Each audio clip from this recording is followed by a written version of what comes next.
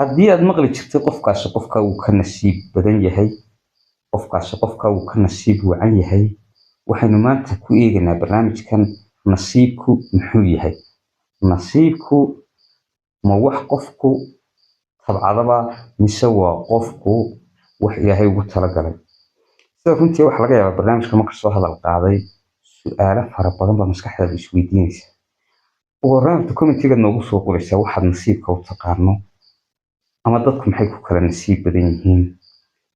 wayhay barnaamijkeena gudagallo marka hore nasiib ama cawo iyo ayaan sida hadba loo falanqeeyo magacyo badan ama loo bixiyo waxa weeye qof ka saaciido wacan.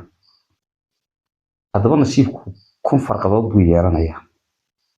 marka hore horta nasiibka guud ee ugu horeeya qofku ma go'aamin karaa isagu inuu nasiibkaa yeesho mise ma go'aamin karo. waa wax xagga ilaahay ka yimaada. ugu horreyn waxaan aaminsanahay anigu nasiibka inta ugu badan waa wax xagga ilaahay ka yimaada. idinkuna waxaa aaminsan tihiin commentiga ay ula wadaagaysaan. ugu horreyn nasiibka ugu horeeya ee qofku la kulmaa waxa weeye isagu ma go'aamin karo dhalashada qofka ugu horeysa. haddaba halku ku dhashay horta nasiibka ugu horeeya waa inaad wiil ama gabadh mid ahaan nasiib u yeelato intaan dhalanba. adigu markaa ma go'aamin kartid laakiin kaad nasiib u yeelatay baad ahaanaysa. haddaba markaa uu dhasho qaaradeebu ku dhashay inaad africa u dhalato in aad maxaa sheegay america u dhalato iyo inaad australia u dhalato iyo inaad aasiya u dhalato waa nasiib iyo laki. inaad carab ahaato iyo inaad soomaali ahaato iyo inaad ethoobiyan ahaato iyo inaad waxa weeye nasiib. nasiibkaa aad heshay ee meeshaad ku dhalatay ku heshay ama nasiib u heshay inaad halkaa ku dhalato waxaase kasii dambeeya in aad reer miyi ahaato miyi ku dhalato inaad reer magaalo ahaato inaad xoolo dhaqato noqoto inaad beeraley noqoto in aad waxa weeye taasina waa nasiib. waa waxyaabaha aanad adigu go'aamin karin. waxa kale oo intaa soo raaca inaad faqiir noqoto iyo inaad taajir noqoto. taasi waa nasiibka aniga iga khaldan ma tacab buu ku yimaadaa nasiibkaasi bal idinkuna ila wadaaga mise waa wax xagga ilaahay ka yimaado marka horeba aanad go'aamin karin. waxaa jirta taas way madmadow badan bay ku jirtaa.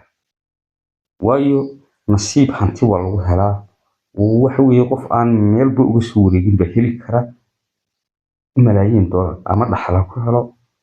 haddana nasiib way noqon kartaa qof weligiiba faqiir ahaabaa maalin hadduu doono halkaa qodaya wuxuu ka helayaa 10,000 oo garaam dahab ah.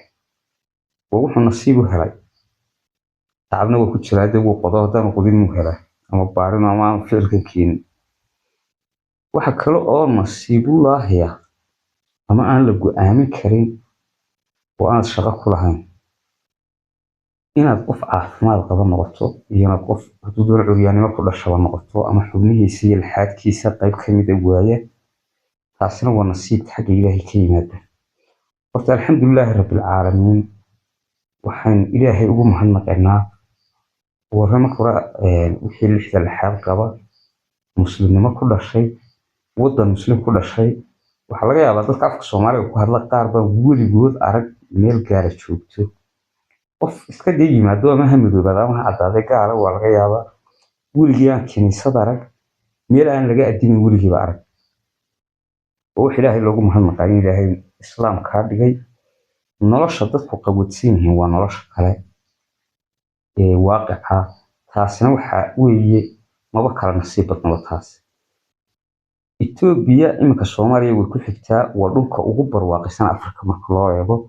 haddana dadka Soomaaliya jooga ee la isaga taagi leeyahay ee oromadu ugu badan tahay waa dad aad soconayso qaxootiyo inaga ugu yimaadaan laakiin meel ma dagaalba kama dhicinba.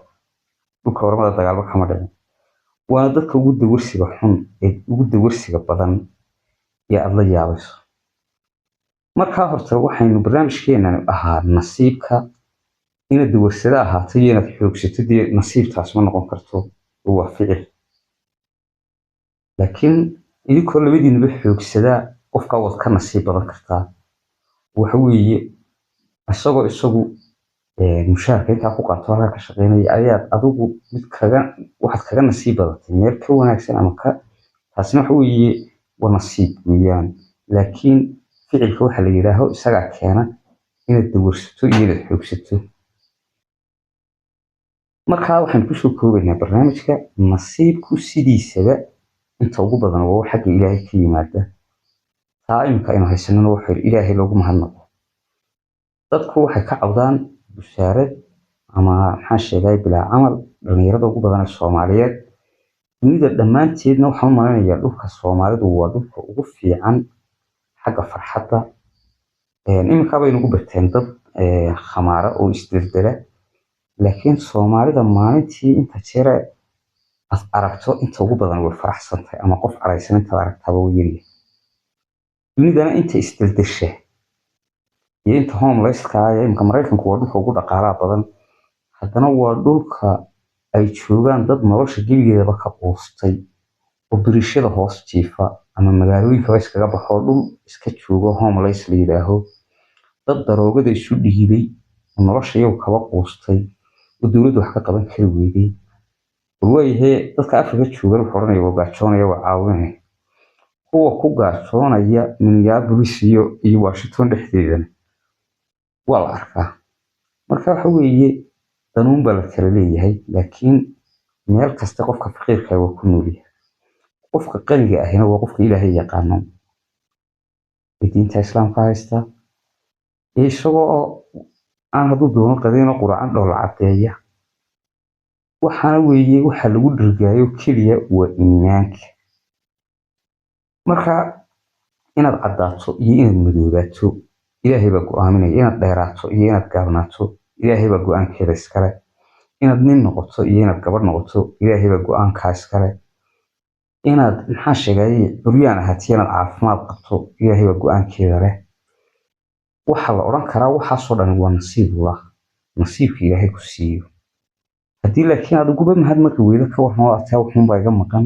oo qalbigaagu welwel isku abuurto awflaya dadka inta nasiibka taqaana waxa weeye nasiibku wax Ilaahay laga baryo waxa qofka bini aadanka ay go'aamin karaan maba ahba anigu sidaan aaminsanahay idinkuna Ilaahay wadaagtaan baa jecelahay subscribe YouTube-ka si aad barnaamijkeeda kale soo socda ula socoto nasiibka waxaan oran karnaa waxa kuugu fiican aad nasiib u heshay adiga laftigeeda uga dareemi kartaa ugu hibooyinka Ilaahay qofka siiyaan cid kale wax ugu darin ama quruxda ha noqoto ama dabeecadaha ha noqoto ama dhaqanka ha noqoto ama dulqaadka ha noqoto laakiin ma aha nasiibku wax loo tartamo loo kala dheereeyo waa wax Ilaahay laga baryo looguna mahad celiyo intii uu kaa siiyo wax kasta oo dunida loo soo saarayna qof baa loo badiyay mid walba haddii kaasi qurux badan yahay waxa laga yaabaa inuu nuqsaamo kala leeyahay barnaamijkan halkaas ku soo gabagabeynaya